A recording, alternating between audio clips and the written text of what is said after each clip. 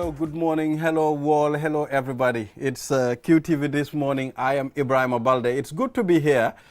It's Tuesday, the 5th of December. In 20 days, we'll be saying Merry Christmas and Happy New Year. So in advance to all our Christian friends and Christian families, you know, our hearts and minds goes to all of you. I mean, we are looking forward to the Christmas. We're going to celebrate. Mr. Really? Ade, good morning. I've been in Gambia 4 years, and you hardly know that Christmas is Christmas. I'm sorry. You don't. I don't notice it in the Gambia. Maybe you are Go to Sierra Leone, go to England. Yes. You'll know Christmas is coming. Here, it passes by.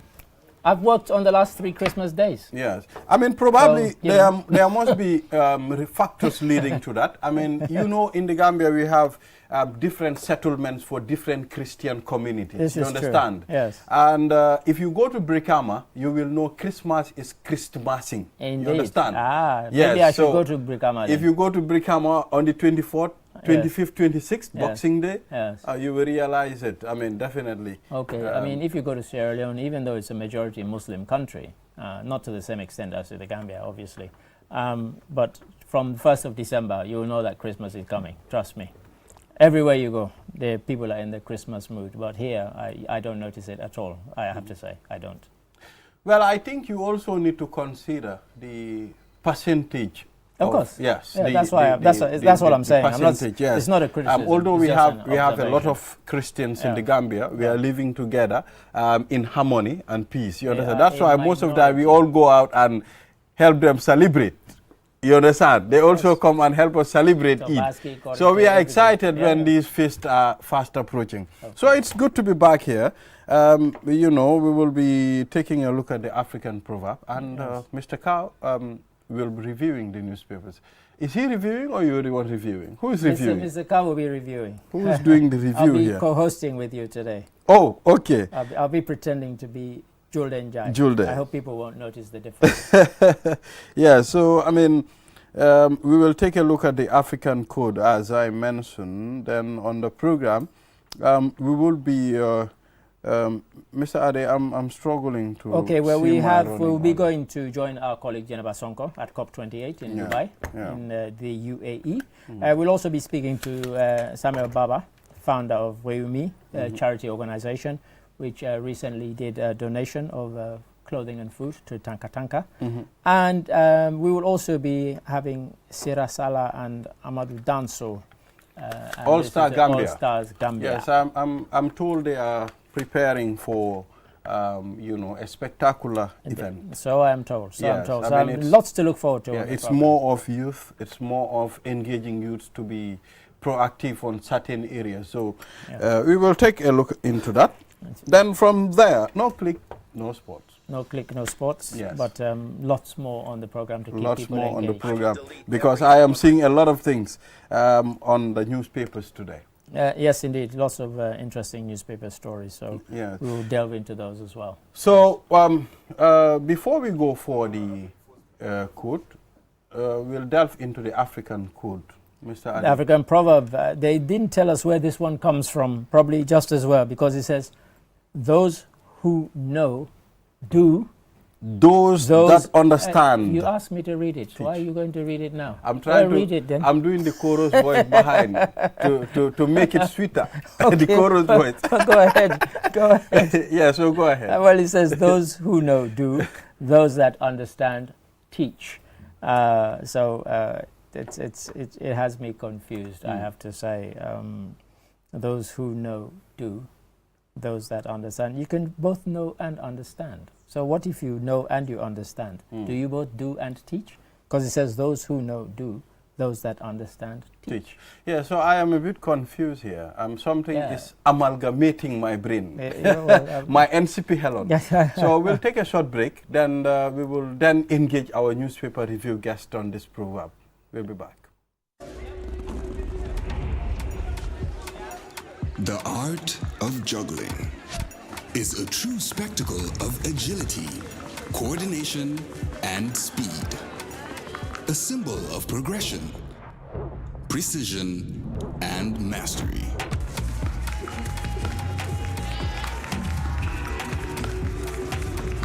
"5G speed is like having the juggler in your pocket. This looks amazing. with lightning-fast download and upload speeds. You'll easily be able to juggle even the busiest workdays. Whether you're a busy entrepreneur, a creative, or just someone who wants to stay connected. Juggle your tasks with ease with QCell 5G speed. The future is here. It's fast, reliable, and efficient. First brought to you by QCell. We innovate, others follow.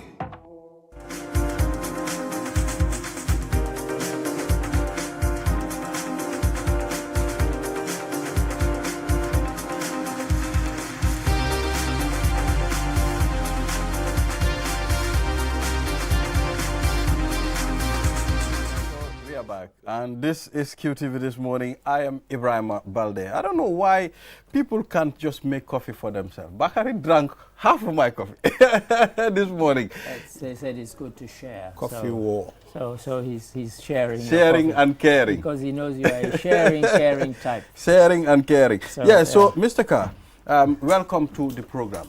Thank you. Good morning. It's my pleasure to join you. We are becoming regulars on this program. Absolutely. MashaAllah. Yeah, so, I mean, the African proverb is those who know, do. Those that understand, teach. Well, I think for me it's self-explanatory because it's one thing to understand a theory and it's another thing to be able to apply something practical. So you might understand things, but you don't know how to do it. And if you go in the world of science, you will find a lot of theorists that are just academic theorists, and they understand. And those that also apply it because they are in the laboratory, they are technicians, they can apply it by using some practical measure. But the two do converge at some point in certain instances. But there are instances when you will have, like the chief engineer, would have known, understand a lot of things, but cannot apply. So that is where you have the person that is practically able to do it, that will come and do it. So I think that is so it's like what you are telling us, it needs to start somewhere, and it passes from one state to another. There are people that dispense that, knowledge. Yeah, it's making a distinction between two people. One is a handyman, a person that is practical with his or her hands, that can take things and then make something out of it, be able to do. There are others that can have a global understanding, very theoretical, but that is their limitation. But they understand, those that can do, those that understand teach. So the two can go together, I guess. That's going to be a great combination.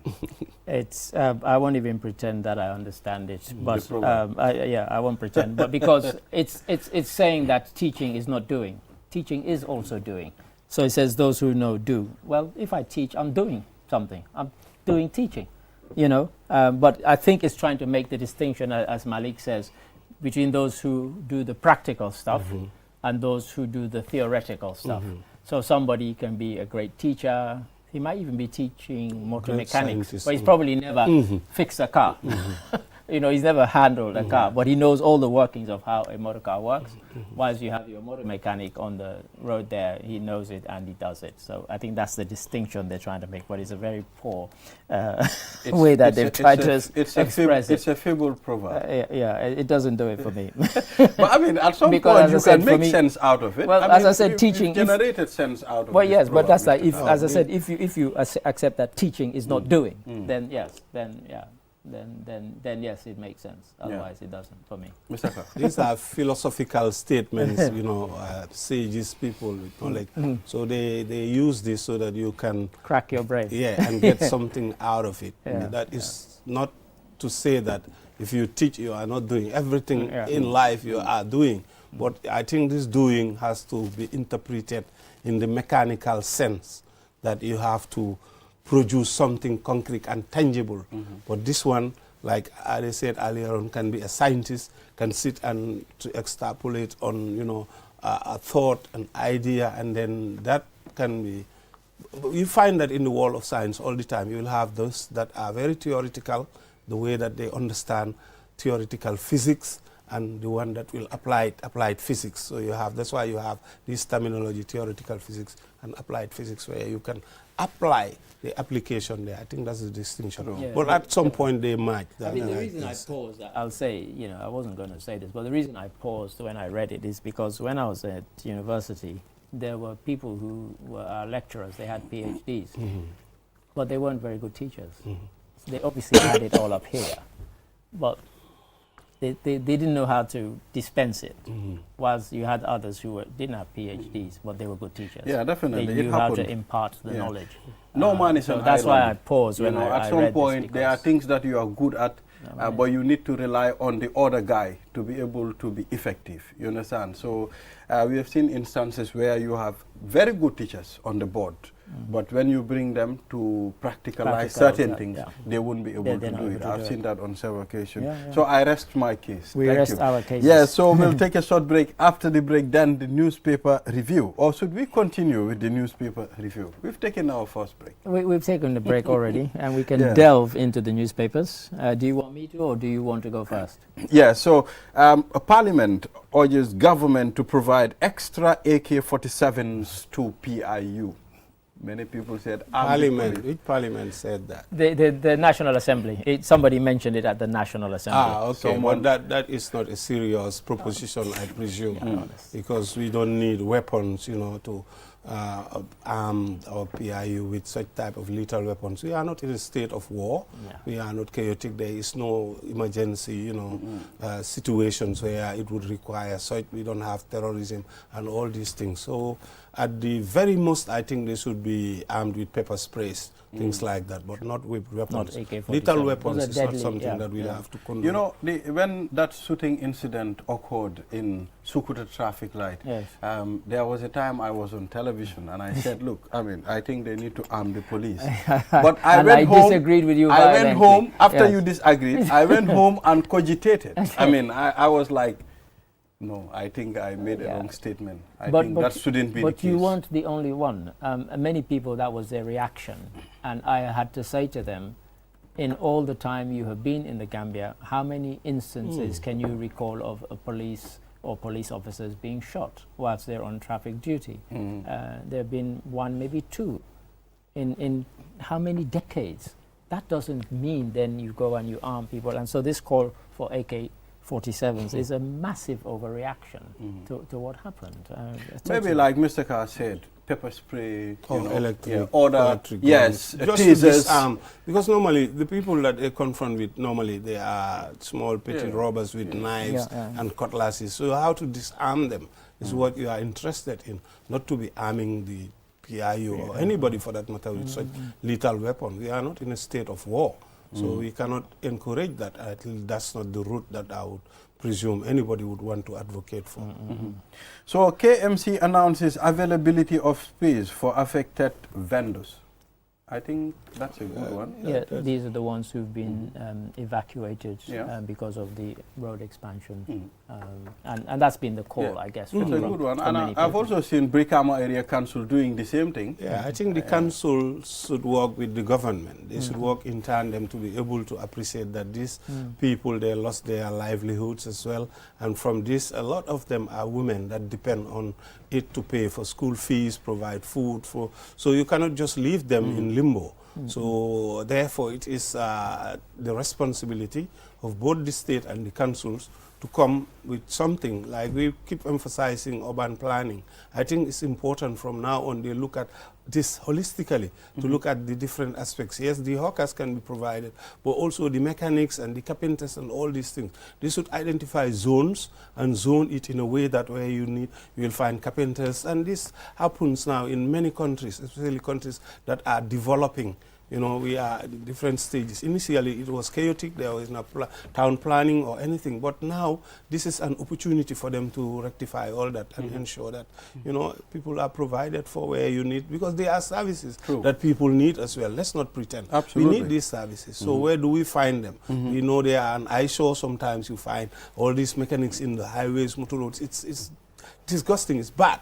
But you have to need that service. We have to find somewhere where people can go. Yes, and at some point, I think if spaces are provided, people should move to those spaces. I mean, sometimes people take excuse that, okay, if I move to this space, my business will not progress. Yeah. You understand? So if I need to buy fruit, for example, if I know this is the place I can get a fruit, no matter what, how far the distance, I'll go and get it from that place. I think we need to inculcate that discipline. I think Malik mentioned the magic word there about we need to plan these things holistically, because even as these people are being moved, I've heard people complaining that I used to be able to stop by the side of the road and just say, can I have this melon or this or that or whatever. And now I don't have somewhere to go and park and then walk back to where they've been moved to. And so we haven't provided, parking spaces for people to park and then come and do your shopping. So we always used to embrace the chaos, because you're blocking the road just so you can buy something, and then there's traffic behind you, people are beeping and beeping at you. You don't care. You do your shopping and then you move on. And we seem to love that kind of chaos. Whilst now people are saying, yeah, you've moved them somewhere else, but where do I park if I want to go and meet them too? I don't have anywhere to park, so people still, parking on the roads. Let me just intervene there. With Burusubi, it's rather unfortunate. I don't know. I think the government need to intervene to resolve this.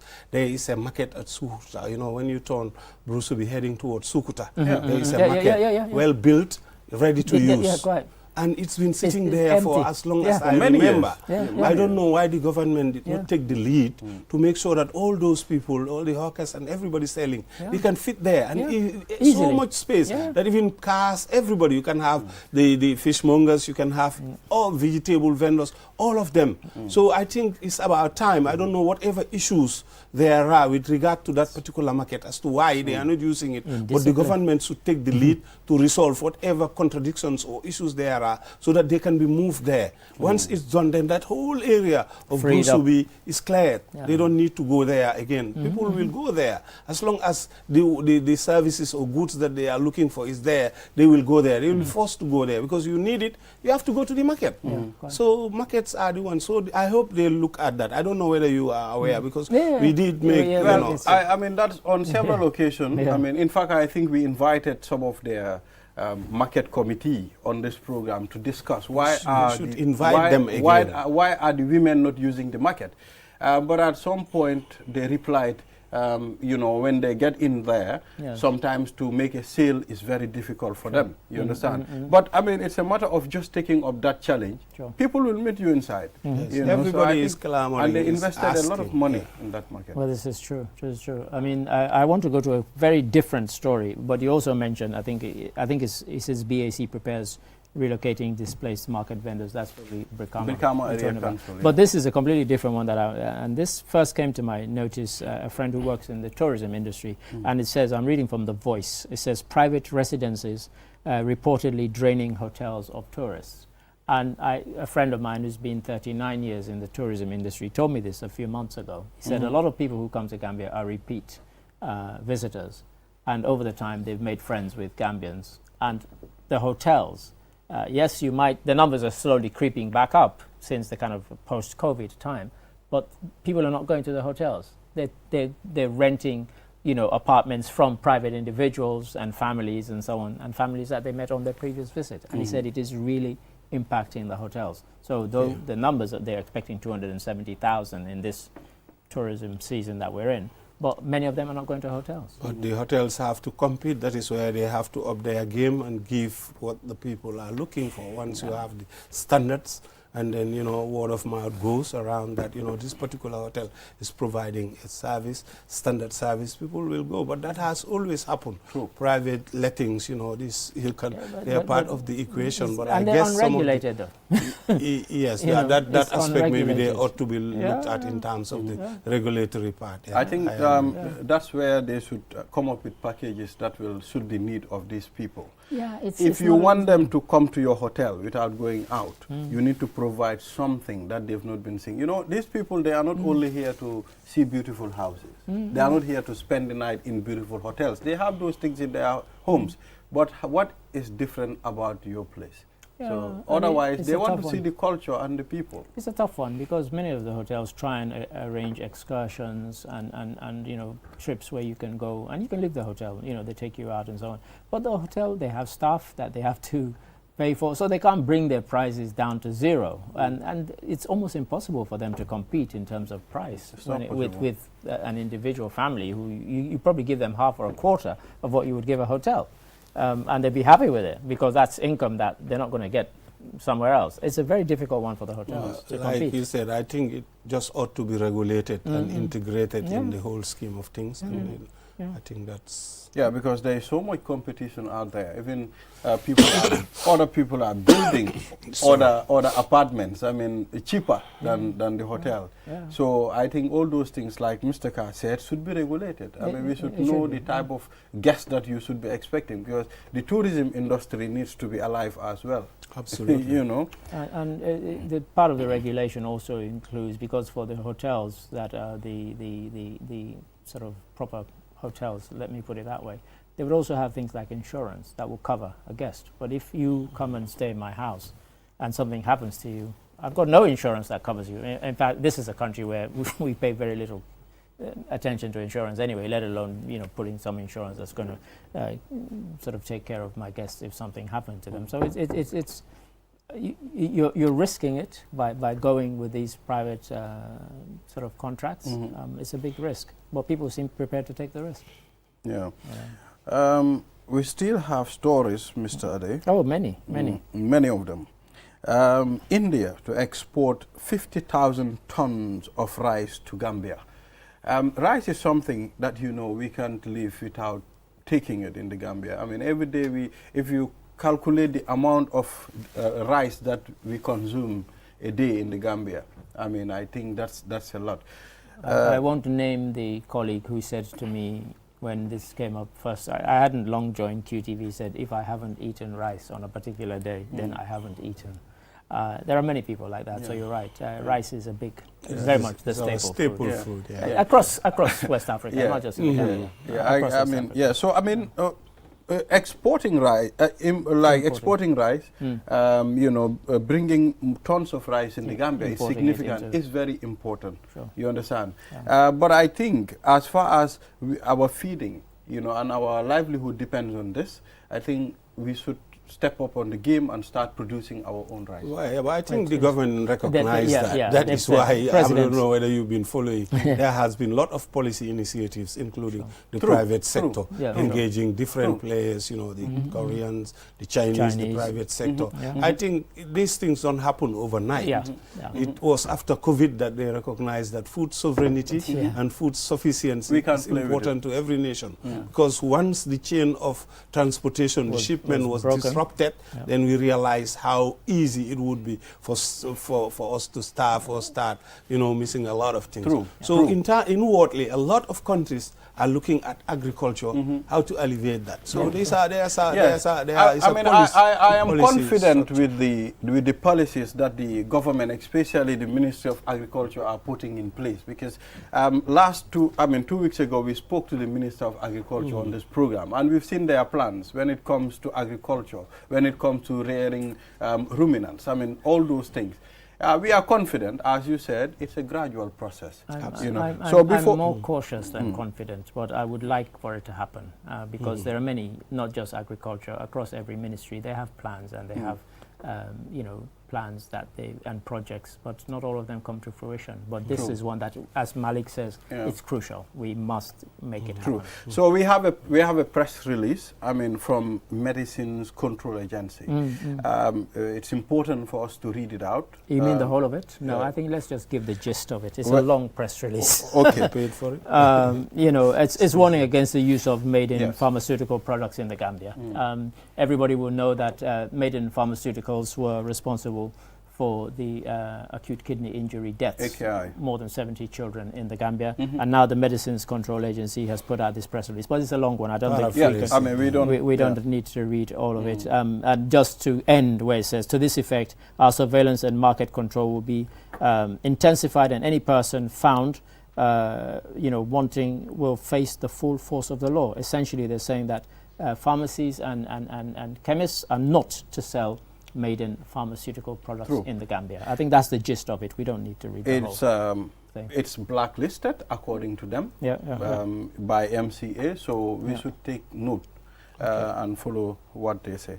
Yeah, so thank you very much, Mr. Ka, for reviewing the stories with us. I mean, not reviewing the papers making headlines. As he said yesterday. Yeah, so, I mean, we'll take a short break. After the break, the program continues. We'll be back. Thank you, Malik. Thank you. QCell moy suñu boss. QCell moy suñu boss. QCell moy suñu boss. Soro. Go. Ebe dawa full network suda tili. QCell. Ni lafta diamla wati jamala mune diata. QCell. Most reliable network dumala geta wati. QCell. Wo quality man nyon soda jam pona manke QCell. Hanibe wulo ni farole kono walante be bako na jala fayola network ko se taria. QCell suñu boss. Ñu fi njëkk indi 3G ñu delu taxi 4G plus and now we bring you 5G. 5G. First and only 5G provider. Itella follow adi doron nesa keno. Gambia bela nyon tawa fele QCell. Ko fasun tawa buka busi QCell.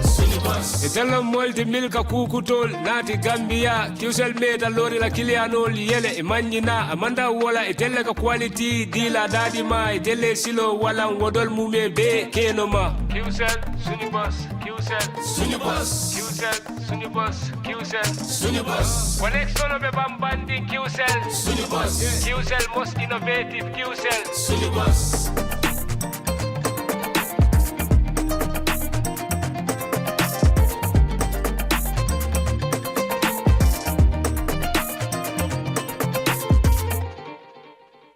The future is now with QCell's 5G network. Experience speeds like never before with our new 5G Rocket Fixed Internet plan. Get speeds from 10 Mbps to 100 Mbps.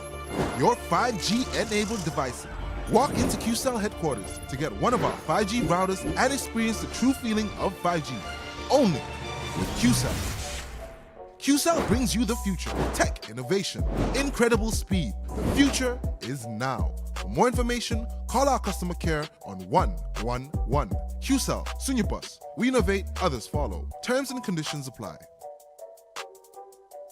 QCell brings you the future with our ultimate bundles. Enjoy the best voice and data bundle plans in one package. Get unlimited data packages with flexible validity and enjoy what true internet feels like. Get 30 minutes of on-net and off-net calls with 5 gigabytes of data for just $350. Or get bigger bundle packages from 10 gigabytes to 20 gigabytes with over 100 on-net and off-net voice calls and enjoy the fastest internet speed in the Gambia. You can also buy 1-day, 3-day or even 7-day packages and enjoy unlimited data bundles with uncapped speeds. Just dial *343# today and experience the limitless capabilities of the QCell network. *343# should be your favorite code to dial now. For more information, call our customer care on 111. QCell. We innovate, others follow. Step into the Espas Motors showroom for your luxurious name brand vehicle.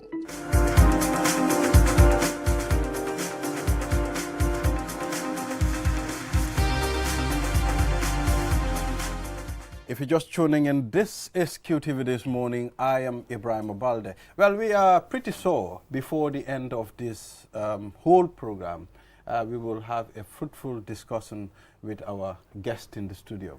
And Jenaba Sonko is currently in Dubai attending the COP28. As you know, world leaders gather every year to discuss how we are going to find solutions to climate change. As you know, the dangers of climate change, depletion of the ozone layer, release of carbon monoxide to the atmosphere can be very detrimental in our environment. So, certainly. Yeah, so your girl, we'll talk to her. She will talk to her, and she's been sending in some very good reports. Jainawa Kaifa Haluka. That's Dubai for you. Habibi. How are you doing? Is that Adam Anjay? Adam Anjay. My brother. Okay, all right. Gentlemen, welcome to QTV this morning. It's good to have you. We tried calling you yesterday, but it was a bit difficult. But I hope today you will be successful. Yes, so thank you so much for joining us. Here we are in Dubai to attend the COP28. And it's been going well. If you look at the Gambian delegation, for example, it's quite diverse. That is the reason why I'm here with Mr. Adam Ajayi, just to show you that it's quite diverse. People from different sectors are here: tourism, health, agriculture, you name it.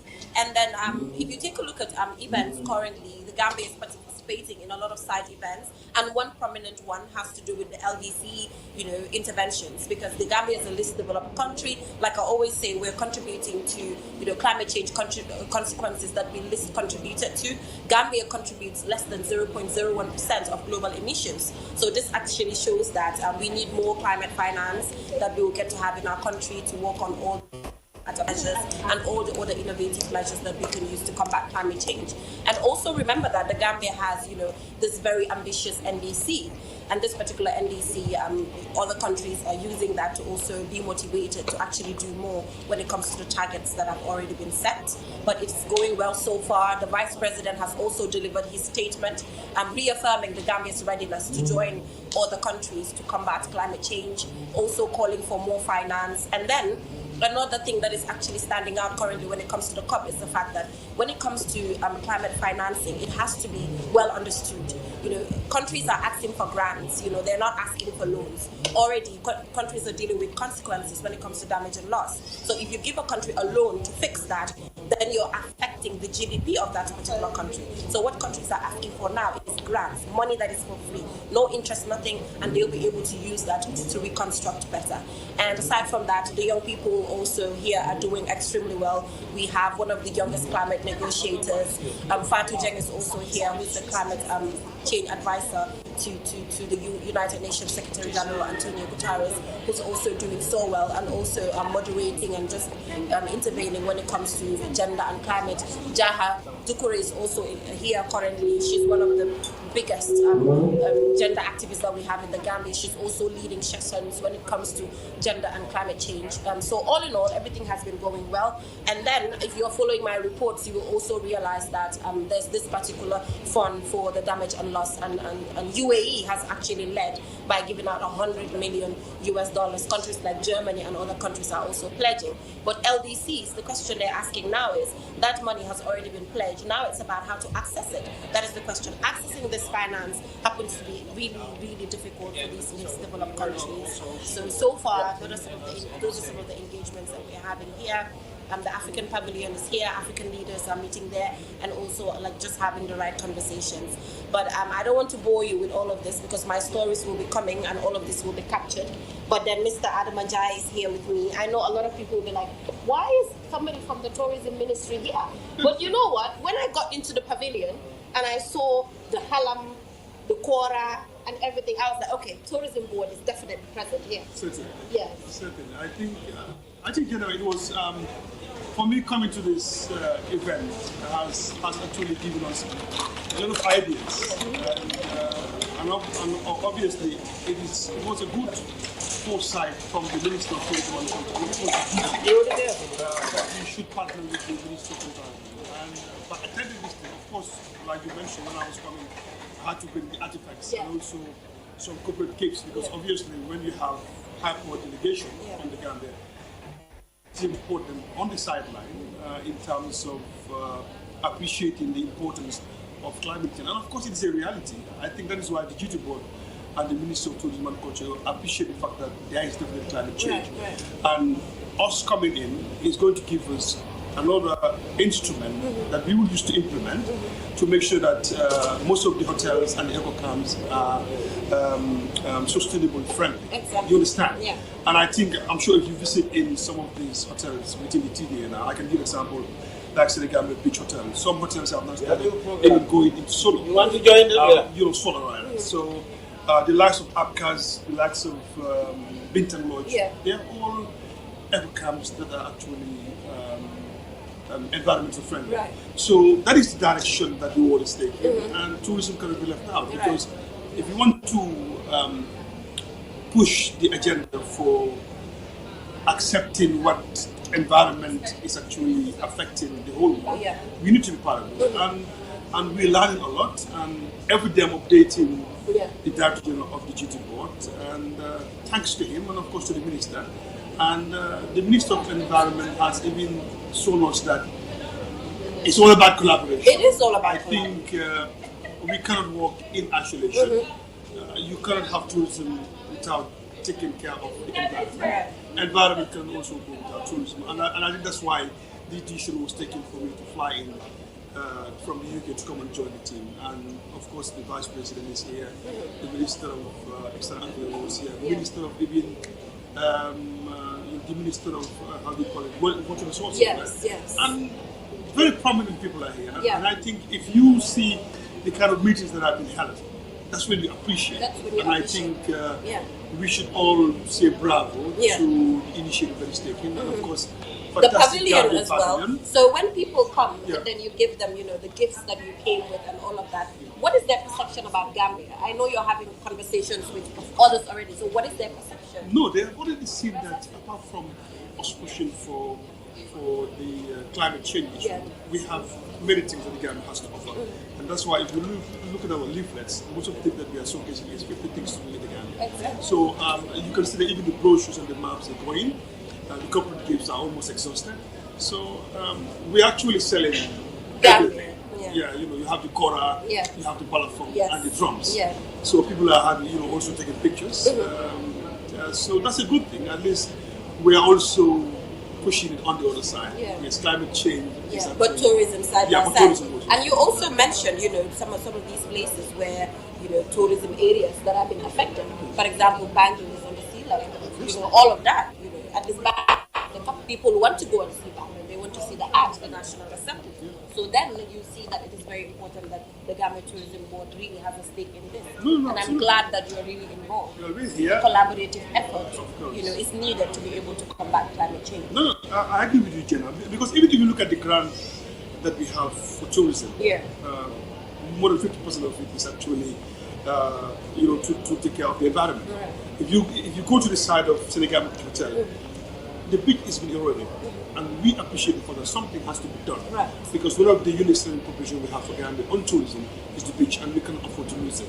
And that's why we have to be here to tell the whole world that we are in favor or in support of climate resilience, and we will go with them all the way. Thank you so much, Mr. Jai, for that update. So, Ibrahima, you're the tourism guy. That's your tourism guy down that's there. my hello to my brother. But Ibrahima, like I said, conversations are ongoing, and Gambia is participating in different panel discussions. Like I said, ranging from damage and loss, gender issues, and the list. But thank you so much, Ibrahima, for joining us today. Hopefully tomorrow we'll be able to have the DPS or even the minister to join me here to also give an update as to the Gambia's intervention when it comes to ongoing activities at the COP28. But thank you so much. Thank you, Jenna. Bye-bye. Thank you. Yes, so keep sending the report. Yes, all right. So that's COP28 for you in Dubai. Many commitments have been made again. I can remember COP26, the Prime Minister of Barbados, highlighted on that seriousness of being committed to climate finance. You understand? Climate finance is one of the most difficult commitments that people make and fulfill. So I think, Mr. Ade, there is a problem. There's a problem, there's a criticism that people go to these conferences and they make these pledges. And the thing is, the disgraceful thing about it is you make these pledges to the whole world, in front of the whole world, and then you don't live up to them. True. And some of them should be embarrassed. But I just wanted to very quickly touch on something. Just before I came on air, I was having a discussion, maybe an argument with somebody on Twitter. Still, if I say Twitter, they know what I mean. And they were saying about the size of the delegation that the Gambia has taken. But as we've heard there, people have gone from different sectors. They're not all government employees. Government employees, yes. Because Nigeria has taken 1,411 people. Morocco has taken 873 From Nigeria to Dubai. What am I talking about? I'm talking about COP28. I'm surprised. What are all those people doing there? Exactly. Kenya has taken 765 people. The Gambia is much less than 100. Much less than 100. But there are people from different sectors. So sometimes people hear these numbers and they don't get the sense. Yes, so on the other segment, gentleman and lady. Welcome to the program. Welcome to the program. Yes, so I mean, clothing and food donation to Tanka Tanka. And we will engage Samuel Baba, founder, Reumi Charity Organization. And welcome once again.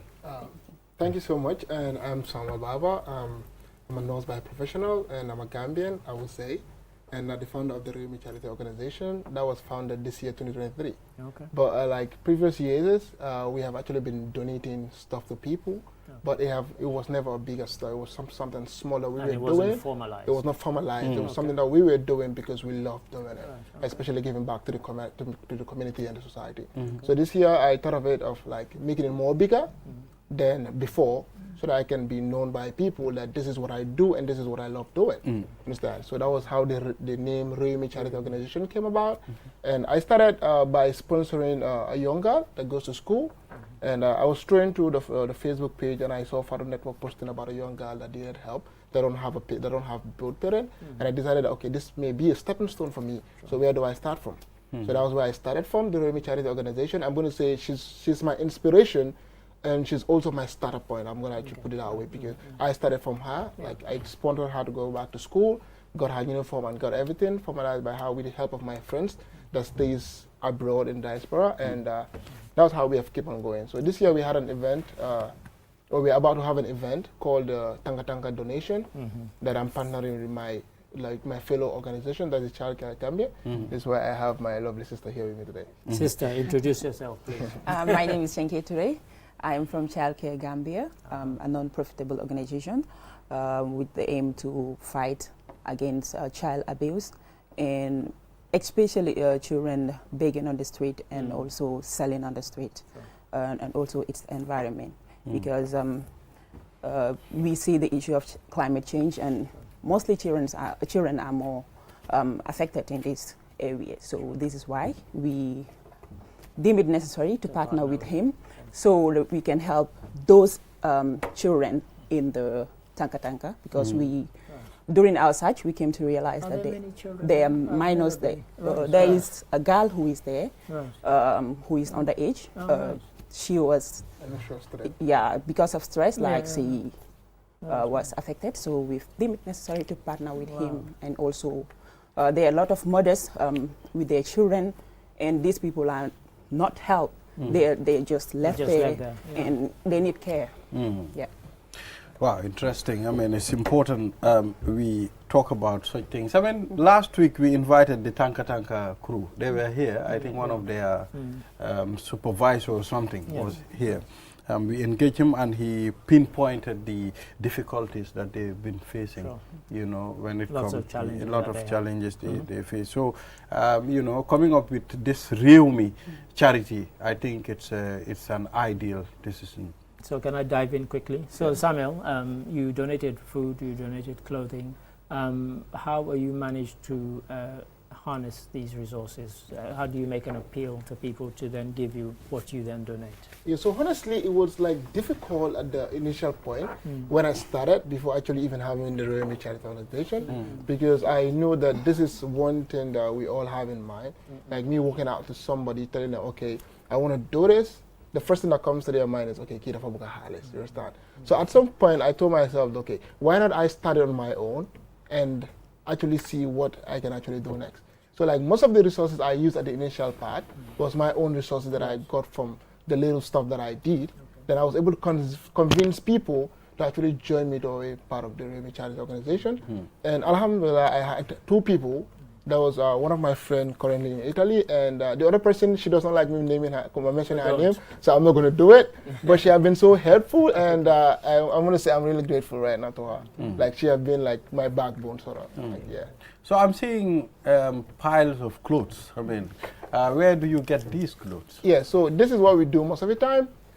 When we're having like clothing donation, we send it to the public, whereby like, because we know a lot of people have clothes that they don't use again, you understand? So what we do is we play with you, those clothes that you don't use, if you can buckle them out, And you understand? make the point they should still be in good condition. They should be. You They don't should still want be. the Yes, rubbish. they should still be in good condition. Yeah. You don't want your So rubbish. like, even you can donate. yes, as well. yeah. So, Yeah. so what I do is I do the pickup most of the time, and like maybe towards the day of the donation itself, I have them wash all in a machine and pack them and actually bungle them in. So this clothes donation was done in Yorobalo. That was the provinces close to the Basse End. Yeah, that's my You village, understand? Yorobalo. Yeah, Yeah. Yorobalo. Yeah. That was Oh, you donated clothes in Yes, Yorobalo. I donated Okay. clothes in Yorobalo. That was like a year ago. Like a year ago, yeah, like a year ago. Then That was like donating, So the donating, next time, donating is this is a very good shirt. donating is Yeah. very It significant. might well be part of Part the of it, next. yes. Maybe if You I've know. donated, I mean, one of my shirts will go to Yorobao. You never know. Maybe my relative will use it. never know. Definitely. Yes. So I mean, it's important.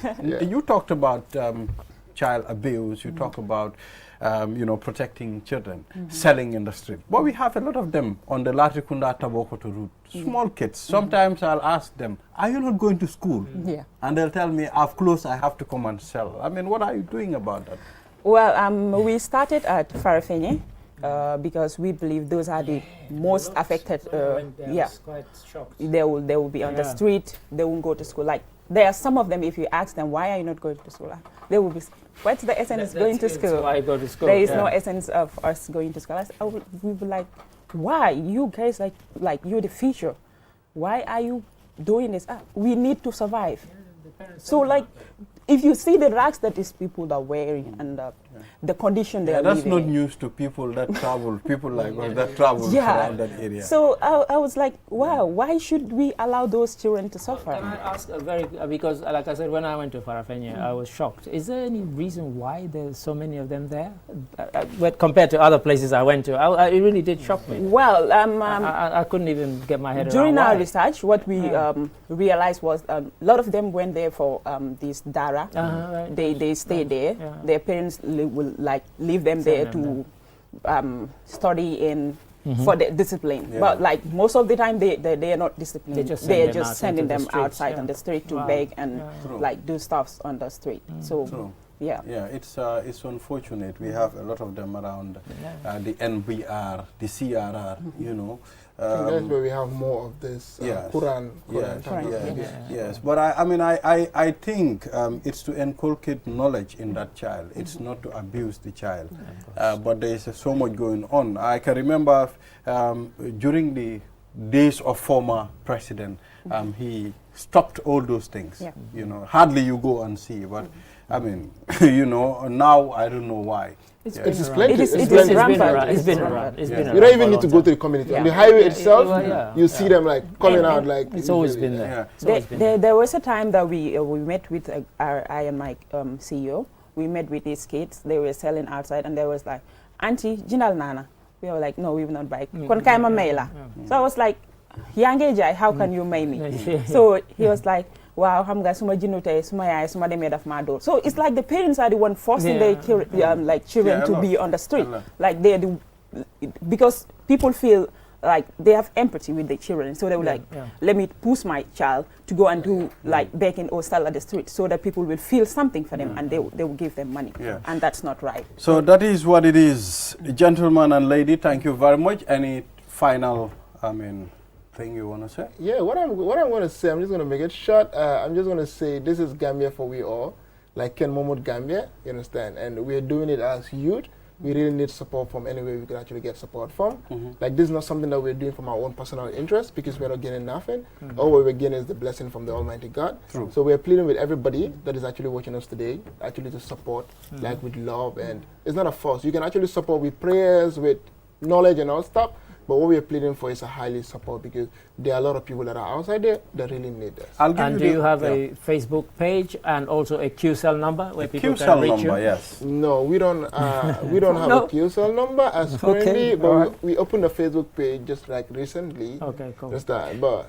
And you are sitting on QCell television. It's a charity organization. Well, he's sitting on QCell television, telling me he doesn't. At least he's honest. Customer care. No, can you please provide? I'm being honest. No, it's good to be honest. But before you leave, I would like them to provide you with a QCell SIM card. customer care. If you're watching, Matilda and the crew, we need a QCell SIM right now, like right now in the studio, please. For this charity. For Reumi Charity. Yeah, Reumi Charity. Yes, for Reumi Charity. Yeah, so thank you. We'll take a short break. After the break, then we will talk to the All Stars crew. We'll be right back after the break. Step into the Espas Motors showroom for your luxurious name brand vehicle. Located along the Bertil Harding Highway, Espas Motors is the Gambia's authorized dealer for Chery, Kia, Ford, and now we bring you the new Peugeot model 3008 SUV. 18-inch alloy wheels, 216 inches high ground clearance, keyless entry system, start and stop button, rear parking assistance system with reverse camera, adaptive cruise control with speed limit, LED daytime running lights, front and side airbags, 8-inch HD touchscreen. Not to forget our exquisite Peugeot Landtrek double cabin pickup with 2.1-liter diesel engine, 6-speed manual transmission 4x4, hill descent control, LED daytime running lights. Espas Motors, the authorized dealer for Peugeot. Visit us today or call us on 35-2222 or 353-4444. Looking for the perfect place to promote your product or place your advert? Look no further than QTV. We are the premier destination for businesses looking to connect with Gambian audiences and beyond. At QTV, we offer a variety of advertising solutions to suit your needs and budget. With our diverse range of programming, you can be sure that your ad will reach a broad and engaged audience. From our popular news broadcast to our exciting music and entertainment programming, QTV has something for everyone. QTV, the premier destination for advertising in the Gambia. Contact us today and let us help you reach your audience.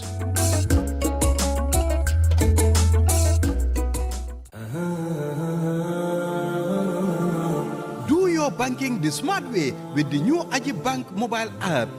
Transfer money to any bank account in the Gambia.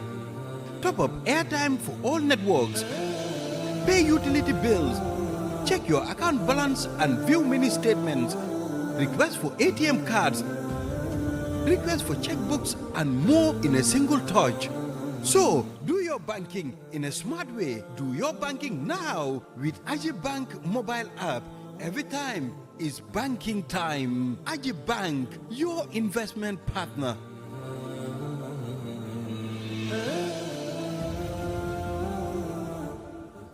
You asked for it, and QCell is giving it to you with our new and improved Sunyu Bundle Mega Promo. Now you can get more data at cheaper prices. Buy any of our bundle packages and enjoy massive discounts. Dial *303# and enjoy browsing on the network with the biggest coverage. Buy a 20 megabytes data bundle for as low as $7 and 50 bottles today, or purchase bigger bundles up to 20 gigabytes.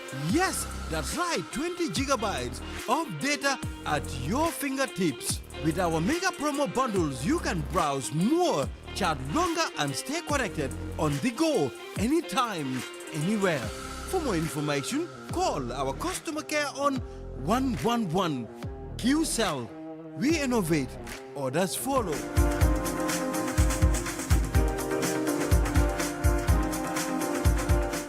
We are back, and this is QTV This Morning. Now on to the last segment of the program. If you're just tuning in, now let's talk to All Stars Gambia. We have two young ladies here. I mean, they'll be taking us through what they are about to do, or how far they've gone with their plans, and in preparation for the mega event that they're organizing. So young ladies, please introduce yourself. Hello, assalamu alaikum to everybody. I am Miss Ajifatu Kuyate, and I am the you are Miss already? Okay, yes. Nice, yes. So yes. I am Miss Ajifatu Kuyate, and I am the PRO of KMS Entertainment. Yes. And you? And I'm Miss Farida Sanyang, and I'm a contestant, number 2, wow, for All Stars Gambia. Nice. Okay, please take us through the biography of All Stars Gambia. All right. So All Stars Gambia is organized by KMS Entertainment, and that is a platform that empowers youth and it is done through cultural diversity to promote our culture and to be able to empower youth and do most of the work with them that will be able to create job opportunities and to be able to help youths in believing in themselves and to be able to show them that in their youthful ages they would be able to do so many things that they set their minds on. So just being standard when it comes to them and when it comes to whatsoever thing that they want to do in the society. So that is what we KMS Entertainment basically focus on. And so All Stars Gambia is a perfect example for it. And this is taking place on the 8th of December, and that is Friday at Jama Hall. And the reason for organizing the All Stars Gambia is because pageantry in the Gambia, we have like different pageants all the time.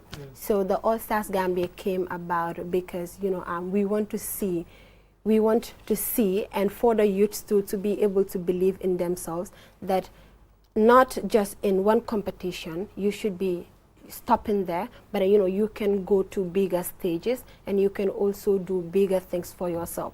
So this is why we bring this platform and said, even if you've contested in one pageant for a time, but then you won a crown, then we're creating the bigger platform, and that is how the name comes about, the All Stars Gambia. Yeah, so if you've won a crown before, you consider yourself a star. So how about we create a platform where all the stars will meet and then have a competition. You want to create a star from the stars? Yeah. Okay, that's good. Sorry. Star of stars. Yeah. So, Fatma Sanya, if we can come to you. You said you are contestant number 2 Sure. in the... How many contestants are there in this particular competition? We are 10 in numbers. 10 in numbers. 5 boys, 5 girls. Ah, you see? You see? Nobody Kings knew and there were queens. boys there. And that's why we didn't refer to it as a beauty pageant. We just said a pageant. There might be beautiful boys, who knows? But what prompted you to actually put your name forward? Or did somebody and friends and family say, go on, get in there? You can do it. Okay, well, I'm someone that is always passionate for All Stars Gambia and beauty pageants. Since when I was young, I always loved watching Project Runways and watching beauty pageants and all those stuff. So I was like, one day if I finish school, I'm going to participate for beauty pageant. And I always love wearing heels and doing all those stuff, and I love public speaking. So my first beauty pageant was in 2019, which was Queen of Music Gambia, and I took second runner-up. Since then, at that time I was in grade 12, so I had to focus. After that, I took for a while before I go for beauty pageants again. And when I heard about this All Stars Gambia, I'm like, okay, maybe I should go for it. I love the title. The concept is nice, and it's both male and female. So I was like, okay, I will go, maybe. Okay, cool. So you mentioned that you were in grade 12 when you started doing this, or when you did at least one of them. How supportive have your parents and family been in your journey?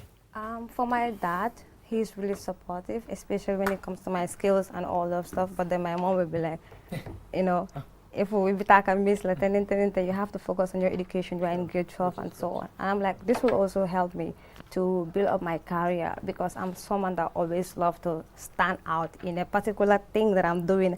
I don't like to do someone because someone else asked me to do it, or someone else is doing it, so I should do it. No. I always love to think carefully before doing something else. And during my grade 12, my friends were supporting me. They were like, Miss Sanya, go, Queen of Music Gambia. And they were like, are you really a miss? And I'm like, yeah, I used to try. And when I took second runner-up, I became popular in my school, especially in my class. Everyone would be like, wow, I'm really proud of you. You really did well. And yeah. Okay, so Ajifata, you talked about empowering, and you also talked about promoting culture. So in what way do you empower, and also in what way do you promote culture? Okay. So when so All Stars Gambia, KMS Entertainment, it isn't the only event that has been organized. So they've also organized like Miss and Master Lamen and Miss Nawatan as well, because the CEO, Kadi Mrs. Sonko, actually lived in Lamen, and she organized the Miss and Master Lamen last March 11, where I was able to be a contestant, and I was crowned as the winner of Face of Lamen. And after that is done, it is left to you if you want to come back to the association and, you know, serve and to also learn from people, you know, and you'd be able to experience the different activities that would be happening, and you'd also be able to be exposed out to the world. So that is how the empowerment comes about. And then the cultural promotion, yeah, and they focus on culture a lot, you know. If youths are given the platform to showcase their talent, we make sure that we emphasize to them that everything that you're doing, make sure that your culture stands out really well, especially when it comes to, you know, the Gambian culture. And no matter which tribe you're from or which culture you would want to showcase out to the world, you know, you make sure that you showcase it out with so much passion, with so much power, and with so much love as well. And because I personally believe that the greatest power that any individual, group, or society can have is definitely knowing who you are, where you come from, and where you would want to go. So if you don't know about your culture and you don't know about your cultural background, that is definitely going to be very difficult to, you know, be you and do you as a person. Interesting. Give them the 3 P's: passion, power, and positivity. Yes. When you're promoting your culture. Those are the things that you will make other people connect with you. Yes. Sorry. Well, culture is the identity. Yeah. So where is this event happening, and when is the date? Jama Hall. So the event is happening at Jama Hall. Thank you. And it's on the 8th of December. That is like just this Friday coming. And it will be starting by 8 p.m. inshallah. Sure.